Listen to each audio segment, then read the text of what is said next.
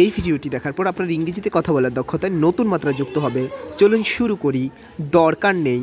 No need to, করা উচিত ছিল বা করা উচিত এরকমটা বোঝাতে সাপোজ টু। ওকে, আপনি একটু দেখুন, এখনও হয়নি,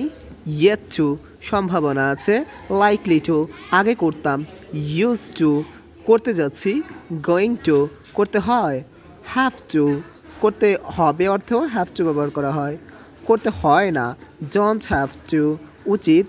অট টু দরকার, নিড টু চাই, ওয়ান্ট টু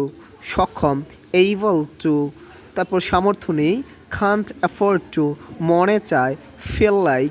আগ্রহে থাকা বা অপেক্ষায় থাকা, লুক ফরওয়ার্ড টু তারপর করতে যাচ্ছি একেবারে, অ্যাবাউট টু অভ্যস্ত, বি ইউজ টু বরং করব,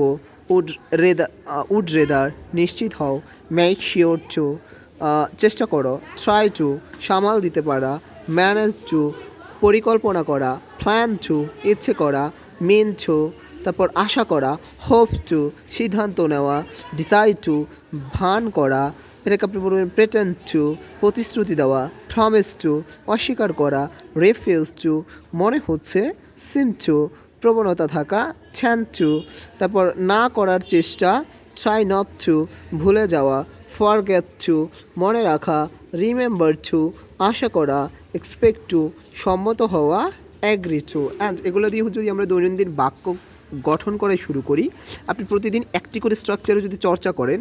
নো নিড টু গো যাওয়ার দরকার নেই, নো নিড টু ইট খাওয়ার দরকার নেই, ও সেটা দরকার আছে, সাপোজ টু মানে হচ্ছে কোনো কিছু করে যদি কথা আছে বোঝাতে চাই, হ্যাঁ কথা আছে, সাপোজ টু আমার যাওয়ার কথা আছে, I'm supposed to go. Okay, yet to মানে হচ্ছে কোনো কিছু এখনও হয়নি, আম ইয়েট টু ইট আমি এখনও খাইনি। কেউ আপনাকে জিজ্ঞেস করেছে যে কিরে খেয়েছিস, আপনি বললেন নট ইয়েট মানে হচ্ছে এখনও না, মানে এখনও খাইনি। ইয়েট টু মানে হচ্ছে এখনও কোনো কিছু করা হয়নি, I'm yet to be a doctor, হ্যাঁ আমি এখনও ডাক্তার হইনি আর কি, এমনটা বোঝাতে। লাইকলি টু মানে হচ্ছে সম্ভাবনা আছে, I am likely to go আমার যাওয়ার সম্ভাবনা আছে। ইউজ টু মানে হচ্ছে আগে করতাম, I am use to make video আমি আগে ভিডিও করতাম, করতে যাচ্ছি, I am going to share আমি শেয়ার করতে যাচ্ছি, তাহলে আমি ভিডিও করতে যাচ্ছি, এটার ইংরেজি কী হবে সেটা আপনারা জানাতে পারেন কমেন্ট সেকশনে। Bye bye.